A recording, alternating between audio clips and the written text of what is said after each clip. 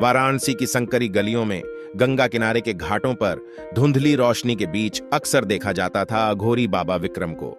उनकी जटाएं लंबी और जटिल थीं, शरीर पर भस्म रमी हुई थीं और गले में नरमुंड की माला टंगी थी। उनकी आंखें रहस्यमय थीं, मानो वे सब कुछ देख रही हों। एक रात जब विक्रम धूनी के सामने बैठे ध्यान कर रहे थे, एक हताश युवक राहुल उनके पास दौड़ता हुआ आया।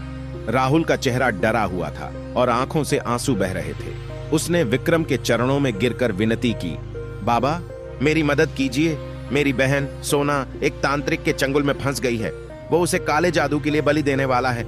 विक्रम ने शांत स्वर में पूछा, वह तांत्रिक कहाँ रहता है? राहुल ने कांपते हुए एक सुनसान मकान का पता बताया। बिना किसी देरी के विक्रम राहुल के साथ उस मकान की ओर चल पड़े। वह मकान अंधेरे और डरावने माहौल से भरा हुआ था। अंदर जाने पर उन्होंने देखा कि एक तांत्रिक मंत्र पढ़ते हुए सोना को बांध कर रखा है। विक्रम ने एक भयंकर गर्जना की, जिससे तांत्रिक सहम गया। तांत्रिक ने विक्रम को देखा और कांपते हुए पूछा, तुम कौन हो? विक्रम ने गंभीर स्वर में कहा, मैं हूं मौत का दूत, तुम्हारे पाप कर्मों का अंत करने आया हूं। उन दोनों के बीच भयंकर युद्ध छिड़ गया।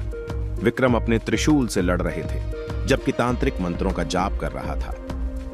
अघोर क्रियाओं और मंत्रों के टकराव से कमरा गूंज उठा। विक्रम ने तांत्रिक को परास्त कर दिया, लेकिन तांत्रिक तब तक सोना को अपने वश में कर चुका था और सोना की हालत बहुत खराब हो चुकी थी।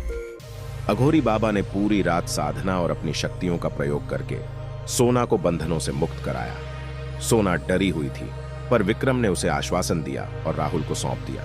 विक्रम ने तांत्रिक की सारी काली सामग्री जलाकर नष्ट कर दी, जिससे उसके बुरे प्रभाव भी मिट गए। सुबह होने से पहले ही विक्रम गायब हो चुके थे। उनके पीछे सिर्फ धूनी की राख और राहुल सोना की सलामती का सबूत रह गया। यह कहानी समाज में व्याप्त बुराइयों के खिलाफ संघर्ष का प्रतीक है।